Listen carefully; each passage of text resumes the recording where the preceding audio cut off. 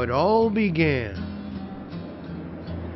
I had put together this book called The Words, and I had this idea that I should do this street version with people reading it.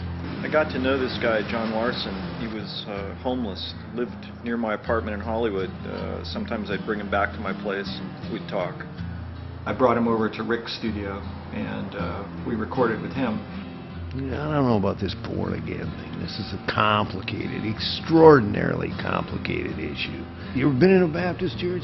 Scary. Well, what do you think God is? I think he's pretty cool. You know what he's doing? He's keeping you living. I'm breathing. I wake up every morning in trouble. I'm praying to him and he keeps me alive. It's not exactly what you'd call an interesting lifestyle here. I really wanted to go outside the church, outside of all the presuppositions about Jesus and about what he had to say. The perception that people have of Christianity today is that it's an exclusive message, it's a political message, it's about money, it's about all these things, these negative things really, that have nothing to do with what Jesus was saying. I came to this project when Lee asked me to come down and read. Actually, I asked him if I could come and read.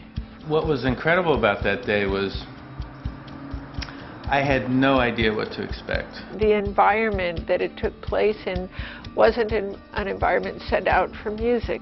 So I asked if I could sing, and there was the mic there. She listened to about 40 seconds of the track, maybe a minute, and then she took it off and, okay, I want to sing to it. And I listened to a few bars of music, I guess, and I don't really remember what happened. You know, we thought she was going to read over it, do some spoken word.